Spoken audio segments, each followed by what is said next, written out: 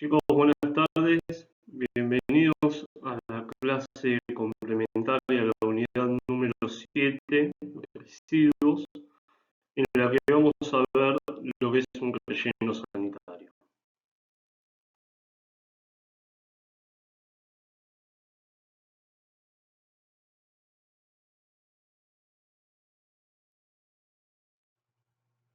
La bibliografía de referencia para toda la unidad es el libro del ingeniero Juan Manuel Sánchez, Rudimentos de Ingeniería Ambiental.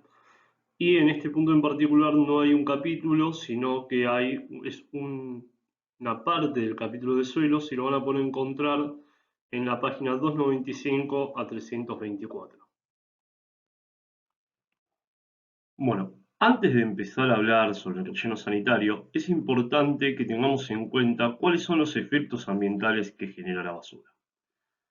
Supongamos que tenemos un basural a cielo abierto, es decir, un lugar donde se arrojan los residuos sólidos urbanos y se los deja ahí. Esto va a generar en primera instancia una contaminación atmosférica debido a tres factores: al efecto erosivo de los vientos sobre la basura, a la generación de gases y vapores, propio por la degradación y los procesos biológicos aeróbicos y anaeróbicos, y alteraciones en la transparencia natural de la atmósfera. ¿A qué nos referimos cuando hablamos de efectos erosivos del viento sobre la basura? Si nosotros tenemos un basural a cielo abierto, a medida que el viento empieza a pasar por encima de este, va a empezar a arrastrar basura, componentes de ese basural, que van a producir una contaminación atmosférica. Cuando hablamos de generación de gases y vapores, hablamos de lo que mencionaba anteriormente. Los procesos biológicos, tanto aeróbicos como anaeróbicos, generan dióxido de carbono y metano, que son dos de los principales gases de efecto invernadero. Por último, cuando hablamos de la alteración de la transparencia natural de la atmósfera, en estos basurales se empiezan a juntar estos gases que mencionamos anteriormente y se pueden producir procesos de combustión espontáneas o inducidas.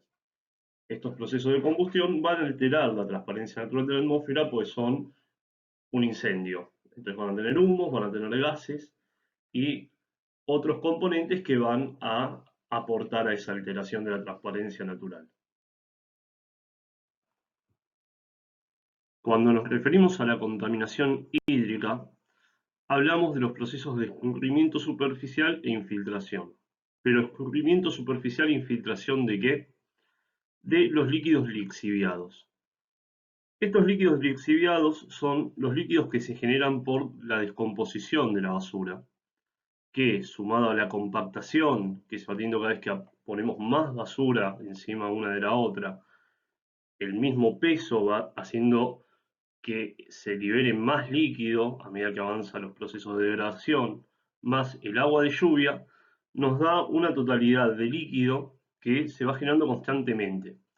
Ese líquido puede escurrirse hacia un cuerpo de agua superficial, como se ve en la figura sería el caminito 2.1, o podría infiltrarse hacia la capa freática, que sería el 2.2. Respecto de la contaminación del suelo, estos residuos sólidos urbanos no son solamente materia orgánica, sino que además pueden traer dentro de ellos sustancias tóxicas. Imagínense el caso más típico cuando tiran las pilas en el mismo tacho de basura o latas de pintura, un montón de cosas. Todo esto va a quedar incorporado en el suelo y se va a ir infiltrando también, contaminando las superficies aledañas.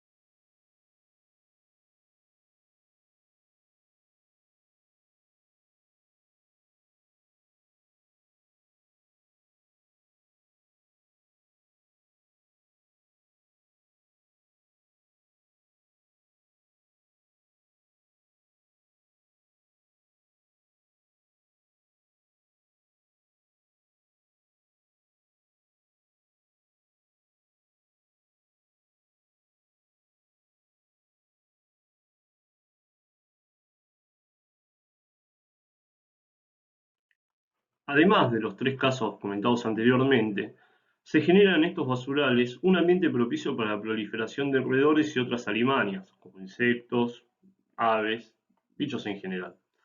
Los roedores en particular son un vector que tenemos que tratar, ya que transmiten enfermedades desde la basura hacia las poblaciones aledañas y la biota en general, por lo cual debemos encontrar una forma de minimizar su impacto y la aparición de los mismos.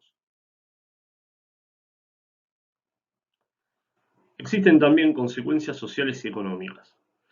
En los lugares donde existen basurales a cielos abiertos, se generan en la periferia poblaciones que viven de esos basurales.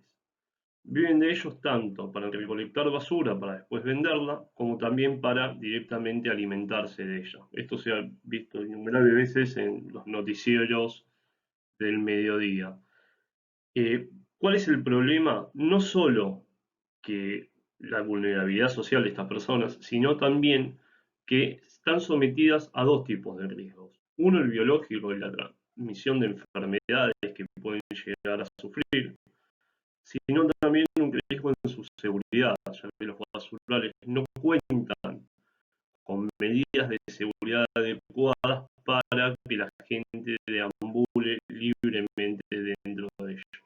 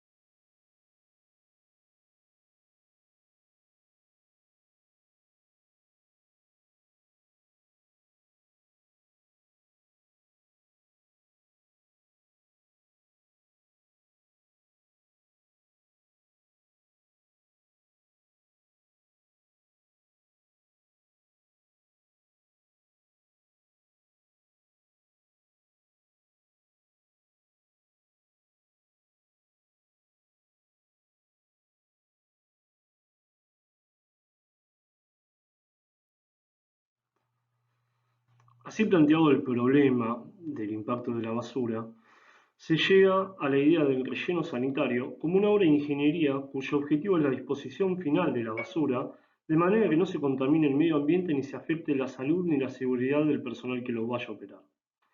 Se dice que es una obra de ingeniería, pues se debe planificar, proyectar, calcular, operar y cerrar. Además de esto, se debe controlar en todas sus etapas conforme a las reglas del arte y las disposiciones reglamentarias vigentes. Vamos ahora a ver cómo es que seleccionamos el lugar donde emplazar un relleno sanitario, cuáles son las premisas que tenemos que tener para esto y luego vamos a ver un poco en la operación. Para definir dónde se emplazará un relleno sanitario, debemos elaborar una matriz de decisión que no es más que nada que una matriz de ponderación de factores. Esta matriz de emplazamiento va a tener que tener en cuenta las características hidrológicas, topográficas, meteorológicas, los usos del suelo, su ubicación, quiénes son los propietarios, el tamaño útil del mismo, el entorno y cualquier característica especial que sea necesaria conocer antes de tomar la decisión del emplazamiento.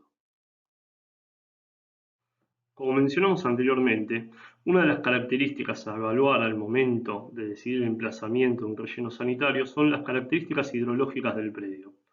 Tenemos que seleccionar un lugar donde la operación de este relleno sanitario no ponga en riesgo tanto la capa freática como los cuerpos superficiales de agua.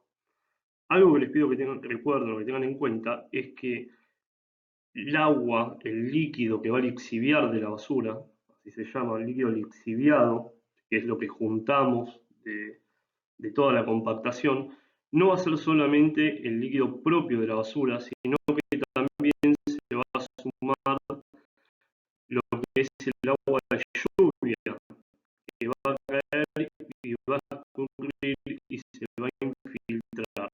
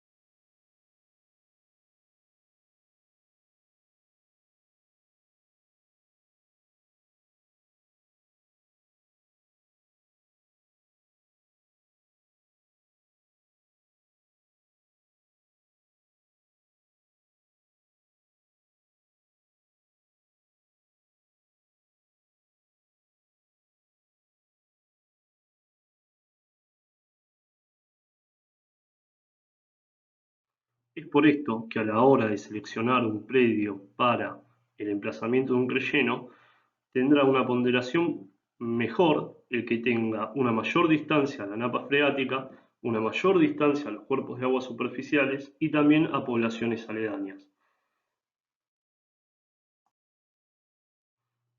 Otra de las características que tenemos que tener en cuenta son las topográficas. Esto es, no es lo mismo tener un terreno disponible pegado a un arroyo o muy cerca de una montaña o en una llanura. Para el relleno sanitario nosotros lo que vamos a necesitar es un terreno, para empezar, con dimensiones aptas para el volumen de residuos que vamos a manejar en un tiempo determinado. Vamos a necesitar tener acceso a las ciudades de las cuales se va a juntar ese residuo. Vamos a necesitar tener material de relleno y de cobertura para el relleno sanitario. Y, por último, vamos a necesitar tener una buena infraestructura de servicios. ¿A qué voy con esto? No podemos poner nuestro relleno sanitario, por ejemplo, en el cráter de un volcán. No podemos tenerlo rodeado en una planicie al lado de una ciudad, ya que los vientos predominantes pueden generar malos olores. Bueno, las características topográficas son un punto a tener en cuenta, ya que nos van a poder determinar si es viable o no la construcción o el emplazamiento del relleno sanitario. Desde el punto de vista meteorológico, nos va a interesar cuál es la preponderancia de los vientos y la cantidad de lluvias promedio anual que se reciben en la zona. ¿Por qué es importante? Supongamos que nuestro relleno sanitario se va a emplazar donde está la palabra pampero, en el gráfico de la izquierda. Como ven, los vientos son predominantes desde el sur hacia el norte en sentido oeste-este. Si yo tengo mi ciudad a la que voy a tener que juntar o tratar sus residuos urbanos, sólidos urbanos, está en el punto negro. Si yo pongo mi relleno donde dice Pampero, siempre el viento predominante va en sector de la ciudad y va a generar mucho mal olor y va a afectar a la población, ¿sí? Van a ser unos receptores claros de ese fluente, en este caso gaseoso, que está asociado a los olores. Lo que nos va a convenir es ponerlo en una dirección, el relleno después del puntito negro, en un caso particular. Sobre la cantidad de precipitaciones anuales también nos interesa, ya que lo vamos a necesitar para poder dimensionar el tratamiento de lixiviados.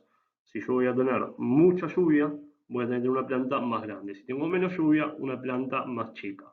No tiene mucho sentido pensar en la cantidad de precipitaciones anuales para definir el emplazamiento, ya que entendemos que no podemos poner el relleno sanitario de Buenos Aires, por ejemplo, en Mendoza, ya que los costos logísticos harían inviable cualquier tipo de proyecto de estas características. Una de las características más importantes que tenemos que tener en cuenta son las características propias del suelo. Como mencionamos durante lo que va de la presentación, uno de los problemas más importantes es la generación de líquidos lixiviados que pueden infiltrarse hacia la capa freática.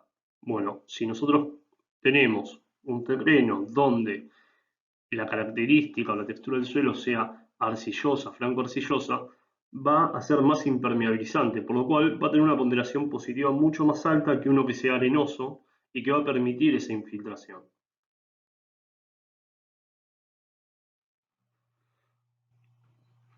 El factor de ubicación, lo que nos interesa principalmente, es que el terreno esté cerca del punto a ser servido.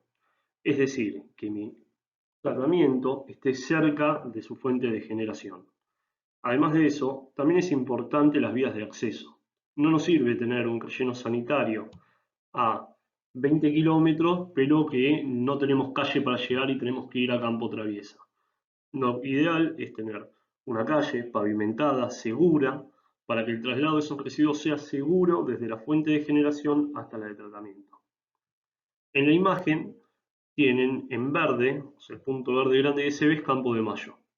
Y la parte más marroncita es el SEAMSE. El SEAMSE, como saben, abastece o mejor dicho, trata los residuos de lo que es Cava y el Gran Buenos Aires Norte. Si se fijan en amarillo son las autopistas. Como ven, el SEAMSE está cerca del punto de generación y tiene un camino muy simple para poder llegar desde la fuente hasta el tratamiento y poder volver con los camiones recolectores a los puntos de la ciudad y del Gran Buenos Aires para mantener un ciclo constante.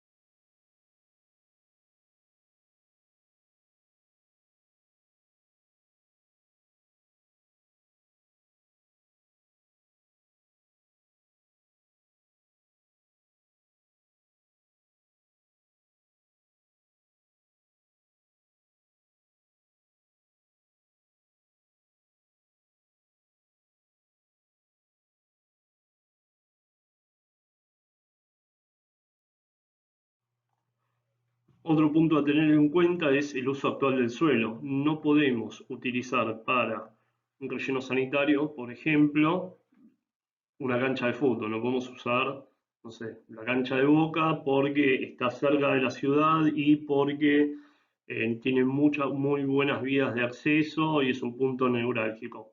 No, el espacio y el uso actual de ese suelo tiene que permitir el emplazamiento. Porque si yo quisiera comprar, no sé, la Facultad de las Heras, porque está en el centro de la ciudad y es un lugar grande, va a ser antieconómico. El relleno sanitario normalmente se coloca o se utiliza espacios que hoy no tienen un uso o que su uso puede ser fácilmente reemplazado. Si yo tengo un parque con canchas de fútbol y después monte, bueno, puedo disponer de ese predio con mayor facilidad que si quiero sacar la bombonera. Asimismo, también es importante pensar en qué va a pasar con el relleno sanitario luego del cierre, qué uso se le puede dar. Habitualmente, en otros países más que nada, luego de que se cierra la operación del relleno sanitario, se lo utiliza como un parque. Se dispone de una nueva forestación, se deja pasar un tiempo prudencial de tiempo en el cual ya no puede haber colapsos de terreno, se lo parquiza y vive como, forma parte de la ciudad como cualquier otro parque.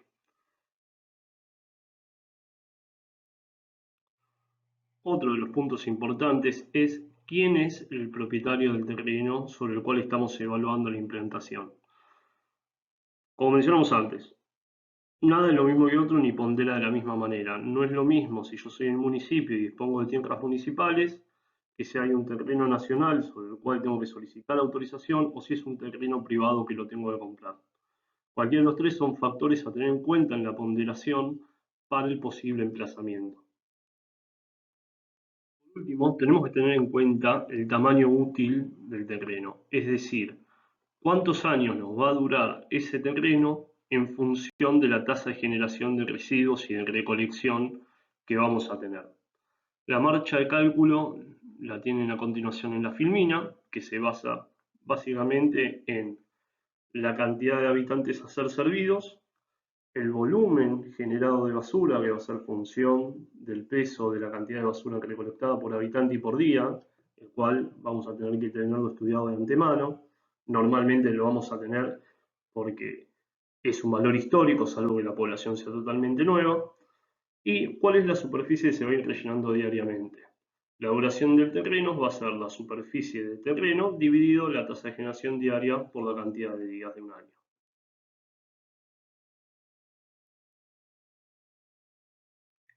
Finalmente, luego del estudio de cada una de estas características, vamos a realizar una matriz de decisión. En la misma vamos a asignar una ponderación a cada una de ellas y luego vamos a valorizar a cada uno de los terrenos que fuimos analizando.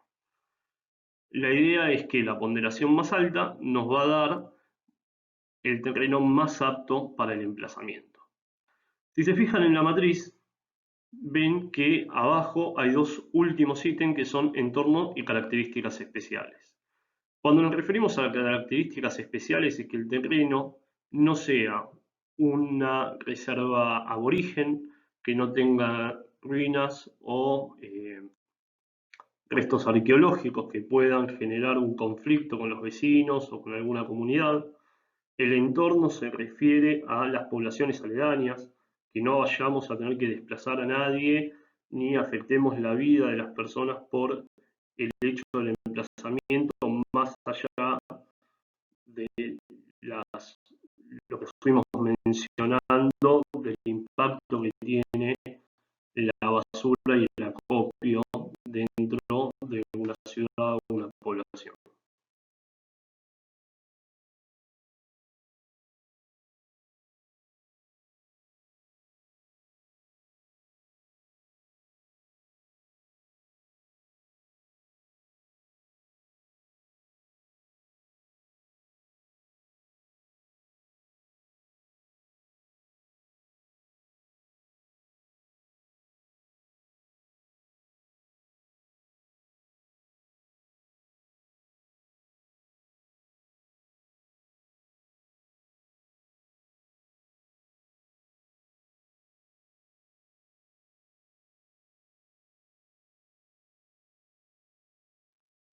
Una vez determinada la ubicación, el emplazamiento de nuestro relleno sanitario, tenemos ahora que seguir los siguientes pasos para comenzar con la puesta en marcha y operación. Estos pasos, nada sencillos, constan de un cercado del predio en todo su perímetro para evitar el ingreso de personas ajenas al relleno sanitario y evitar el volcado de basura de manera clandestina. Disponer de puntos de control y ingreso para verificar la cantidad y la calidad de la basura que esté ingresando, que no estén ingresando camiones por encima de la capacidad o con residuos peligrosos que no deban terminar en el relleno sanitario. Generación de área segura de circulación. Para circular entre las celdas del relleno debemos generar caminos que sirvan para que circulen los vehículos que transportan los residuos, como así también el personal que trabaja en el relleno y las máquinas viales para los trabajos cotidianos. Previsión de tierra para la cobertura diaria. Generación de las celdas de acopio, que va a ser propiamente el relleno. La impermeabilización de estas celdas. Prever los sistemas de captación de lixiviados y de tratamiento de efluentes. Operación. Como les mencioné anteriormente, el relleno sanitario opera en celdas. Estas celdas son superficies, las cuales se realiza un pozo, que se debe impermeabilizar para evitar que los lixiviados se infiltren hacia las capas freáticas. Esta impermeabilización se realiza por medio de una geomembrana, que es un polímero que se pone en toda la superficie y luego es cubierto por arcilla. ¿Por qué por arcilla? Y no dejamos solamente la geomembrana, porque la geomembrana es un plástico. Y los contenidos que vienen en la basura pueden ser punzocortantes y lastimar esa membrana. Si lastiman esa membrana, va a perder su objetivo principal, que es evitar las infiltraciones. Por lo tanto, colocando una capa de arcilla de entre 30 a 40 centímetros de espesor, vamos a garantizar dos cosas. Primero, si hay algún elemento cortopunzante no llegue hasta la geomembrana, que vale la pena aclarar, no es un polímero fino, sino que tiene cerca de 2 milímetros, perdón, de espesor. Y por otro lado, la arcilla va a generar una impermeabilización aún mayor. Una vez que tenemos impermeabilizada la celda, tenemos que generar los canales para la contención de los líquidos lixiviados y la colección de gases. Los canales de lixiviados se suelen hacer sobre el suelo de la celda, obviamente abajo de este canal va también la membrana y la arcilla, y son caños a los cuales se los recubre con un alambre con piedras para evitar que cualquier golpe o el paso de las máquinas por encima los rompan. Esos canales vamos a tener un colector principal y un montón de canales a lo largo de la celda del relleno. En el mismo sentido se van a generar colectores de gases, que son torres, de la misma manera.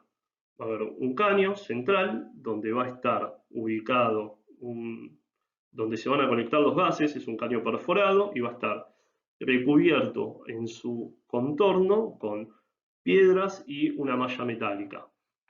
Eso es la teoría. ¿Cómo lo hacen normalmente, según comentaba el ingeniero Sánchez? Tachos de 200 litros se van poniendo uno encima del otro perforados para adentro ir colectando los gases y después poder llevarlos a tratamiento. En la imagen de abajo a la izquierda van a poder ver una imagen satelital del predio del SEAMSE y cómo se ven los caminos de circulación que mencionaba antes. Si prestan atención, hay un camino para ingresar a la celda y otro para salir. De esta manera se garantiza un flujo continuo del transporte y la seguridad, que no haya posibilidad de choques entre ellos.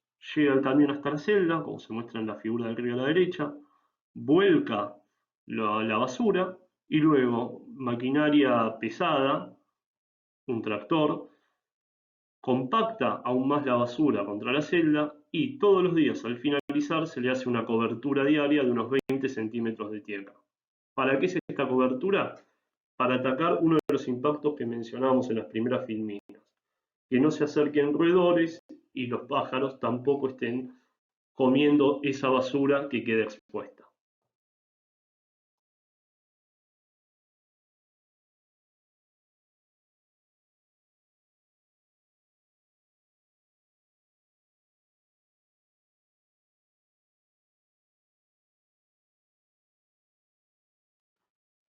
Por último, les hago una aclaración sobre el canal de lixiviado y los colectores de gases.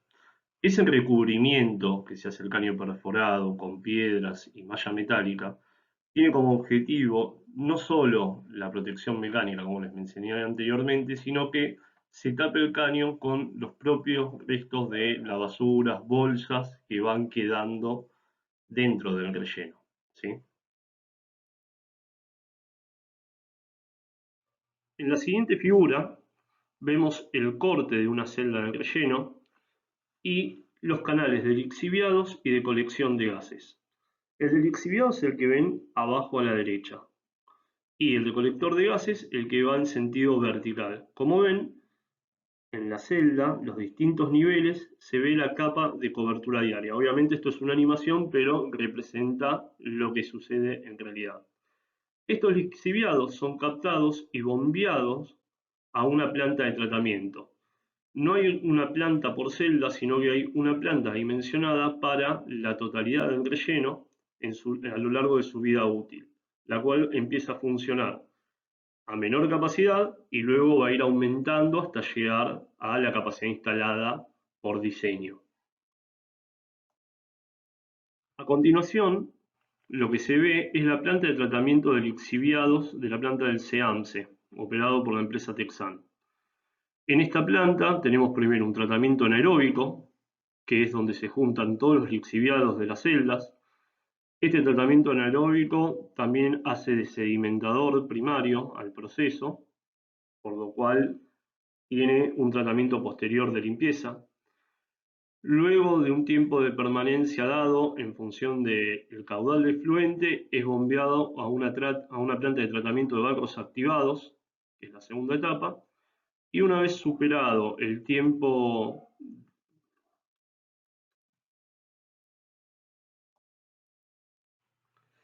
permanencia, pasa un proceso de ultra y nanofiltrado, donde al líquido se le quita todas las sustancias solubles que tiene y queda transparente. Luego de este tratamiento se vuelca a la cuenca del río Reconquista, en este caso particular, que pasa por el costado del relleno.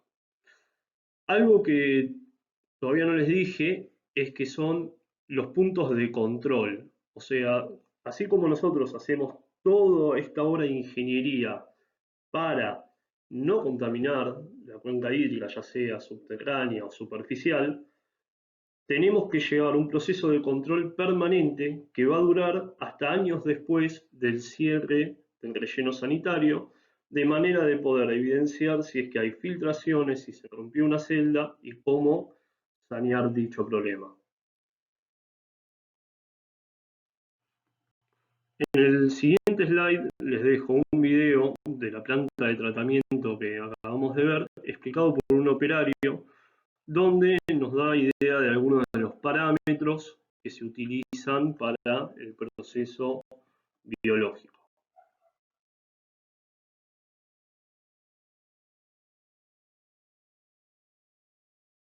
¿Cómo hace recirculación? Se inyecta aire. Tiene unos jets internos, Claro. en el cual pasa líquido y se le inyecta aire también. Está bien, pero esta es lo que vendría a usar como laguna anaeróbica. No, Esa es la del fondo. es la del fondo. Bien, y de ahí la tomás y la traes acá para hacer el tratamiento aeróbico. Están seriadas. El proceso inicia allá.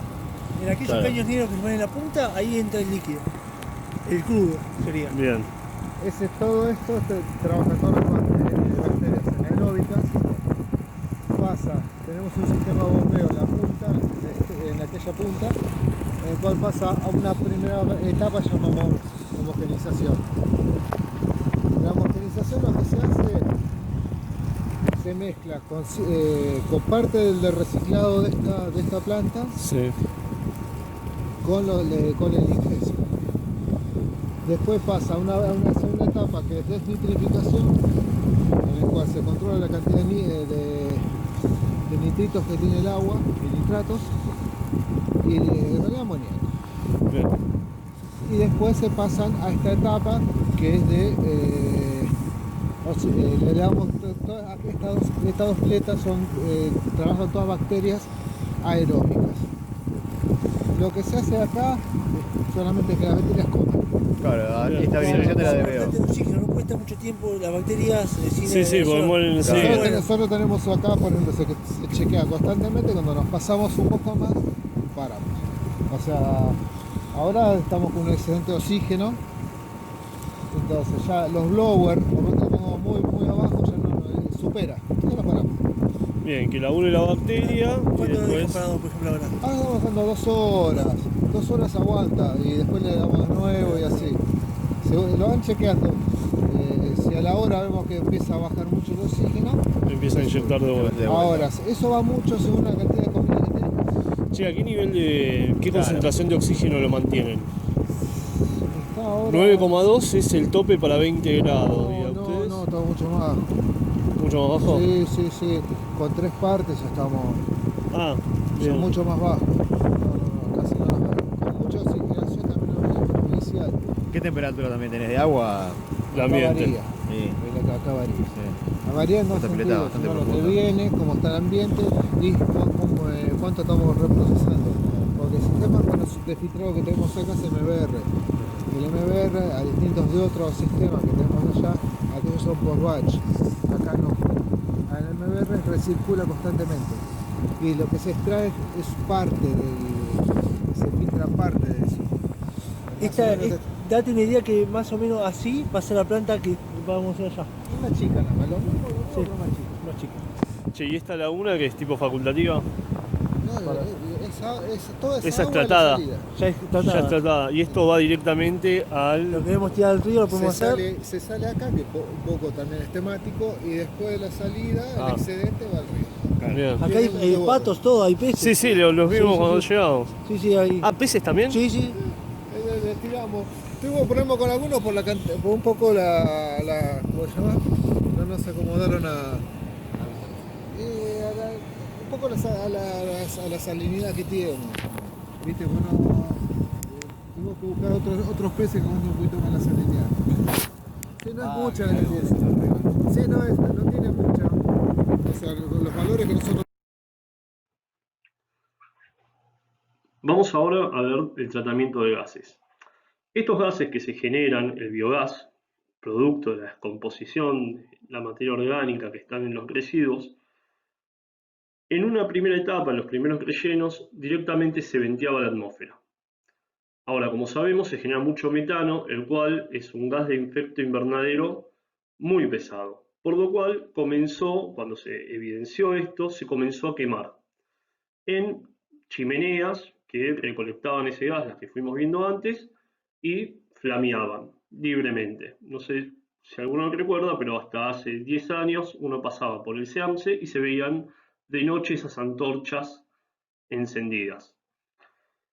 Luego se evolucionó a un paso mucho más ecológico, que es aprovechar esa energía, ese gas que se estaba quemando para la generación de energía eléctrica. Y es la tendencia actual en el mundo y que por suerte también la tenemos en el país. ¿Qué es lo que se hace? Todo este gas que es canalizado desde las celdas pasa por una planta de tratamiento donde se filtran componentes nocivos para una combustión controlada y luego es utilizado para generar energía eléctrica a través de grupos electrógenos, que son los que se ven en la figura, que trabajan con gas natural comprimido, y generan energía eléctrica a través de 4 transformadores en media tensión, o sea, generan en baja el grupo y por medio del transformador pasa a media. Esta energía eléctrica es inyectada a la red de la distribuidora de Nord y sirve para abastecer a los barrios aledaños que existen al complejo.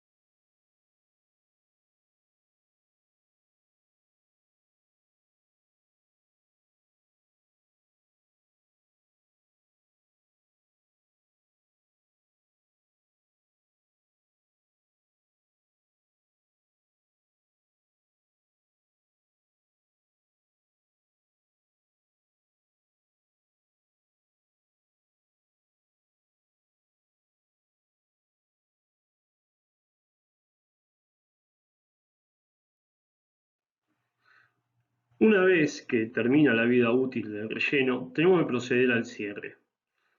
En el cierre lo que vamos a hacer es una cobertura final del área del relleno sanitario.